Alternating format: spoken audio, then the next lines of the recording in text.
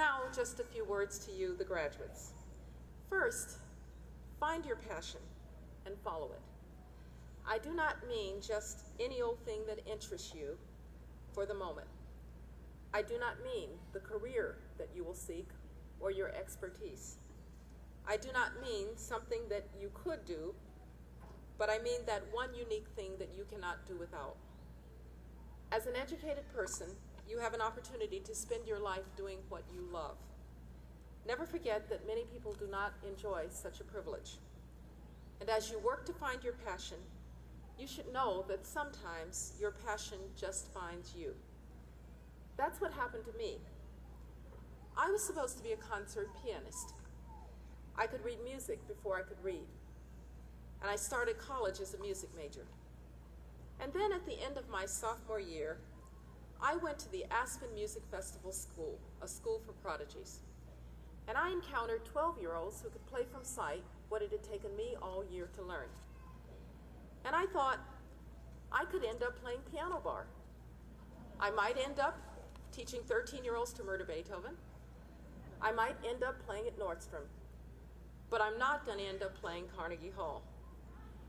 And I was confronted with that undeniable fact that I was good but not great, and that I'd better find something else to do with my life. I went home and I had a conversation that you might have with your parents somewhere along the way. Mom and Dad, I'm changing my major. To what are you changing your major? They said. I don't know, but don't worry about it, I said. It's my life. It's our money, they said. And I agreed to find a major as fast as possible. I wandered through several. And then I wandered into a course in international politics. It was taught by a Soviet specialist named Joseph Korbel, Madeleine Albright's father, my predecessor a couple of times removed. I discovered that I had a passion for things Russian, and for Russia. Now, needless to say, this was not what was expected of a young black girl from Birmingham, Alabama. I didn't have a Russian bone in my body. But it shows that your passion may be hard to spot. It may not seem to fit you, but you will fit it.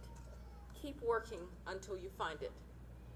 And by the way, many years later, in 1990, when I was serving in the administration of George H.W. Bush, and I was taking off from the White House lawn in a helicopter with just Mikhail Gorbachev and Mrs. Gorbacheva, I thought, I'm glad I changed my major. Keep after your passion until you find it. So parents, if your child comes to you and says that he or she wants to change his major in their junior year, and let's say they want to change it to Etruscan art, don't panic. Things have a way of working out. My second piece of advice to you is that as you search for your passion, try different things. Try difficult things, perhaps foreign languages. Seek out people who are different than you are. Let them challenge you and inspire you to grow. There's nothing wrong with holding opinions of your own and holding them passionately. But at those times when you're absolutely sure that you're right, go and find someone who disagrees with you. They may have ideas worth considering too. The truest goal of education is to produce not an affected confidence in everything you know, but a humble appreciation for everything that you do not know. And that leads me to my last piece of advice for you. Never lose your thirst for learning. Your teachers and your coaches here at Talladega have taught you the habits of learning, how to ask questions, how to reject assumptions, how to seek knowledge, in short, how to exercise reason. This experience will sustain you for the rest of your lives, but it will not make life easy. A life of reason takes courage and honesty, for the only way that you grow intellectually is to examine your own opinions and attack your own assumptions. It can be unsettling, and it can be tempting instead to opt for the false comfort of a life without questions. That is a temptation that you, as educated people, must reject. I urge you to use what you've learned to serve others. What impresses me about your generation is that there is an ethic of service. Follow it, and hold on to that, and consider a life of public service. You have to deal with the world as it is, but you never have to accept it as it is. It can be better. Don't let anyone set limits on you or reduce you to race or gender. When the founding fathers said "we the people," they didn't mean me.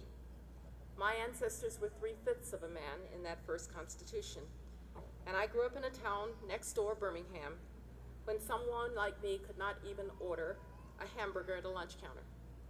A high school guidance counselor, when I moved to Denver, Colorado, told me that I might not be college material. I'm not going to mention her name, by the way. But somehow, my parents told me that I could be President of the United States if I wanted to be. Well, I think Secretary of State is close enough.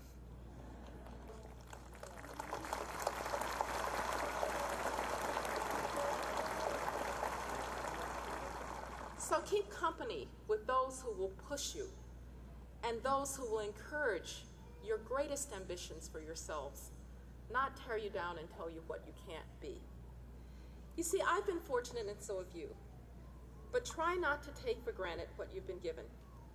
When I'm tempted to think that my education was my birthright, I think of the sacrifices that my mother and my father made for me and their parents before them. I think particularly of one hero, my paternal grandfather, Granddaddy Rice. Now, Granddaddy Rice was a poor sharecropper's son in Utah, that's E-U-T-A-W, Alabama. And one day, Granddaddy Rice decided he was going to get book learning.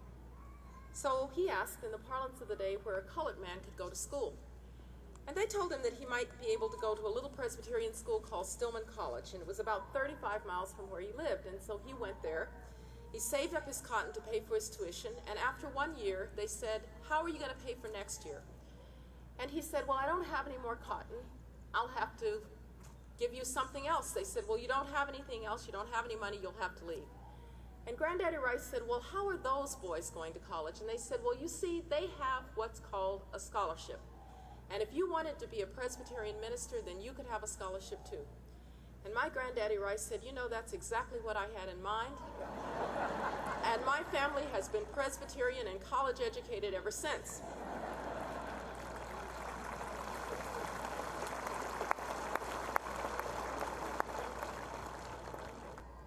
You know, there's another wonderful story about him. He bought books, leather-bound, gold-embossed books during the Great Depression for $90. And my grandmother was so mad, they could have used that money for something else. He bought the works of Dumas and the works of Shakespeare and the works of Victor Hugo.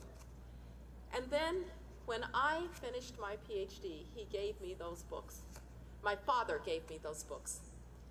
And the surviving books, the 5 of them, sit on my mantle today because they say for me that he had a dream for not just himself, but for those who would come after him, to be educated and to be able to be open to all that that means. To this day, those books are a reminder that it doesn't matter where you came from, it matters where you're going. So I don't know where you're going in the final analysis. I do know that you've been prepared here well to do many, many things with your life. I hope that as you leave here, you will remember to find your passion, to learn from others along the way, especially those who are different, and to remain devoted to the life of learning that you've begun here. Further your education, whether you start tomorrow or in a few years. Never stop learning. Never stop doing on the balance and on the basis of that learning. Your friends and your teachers and your coaches and your parents are all behind you.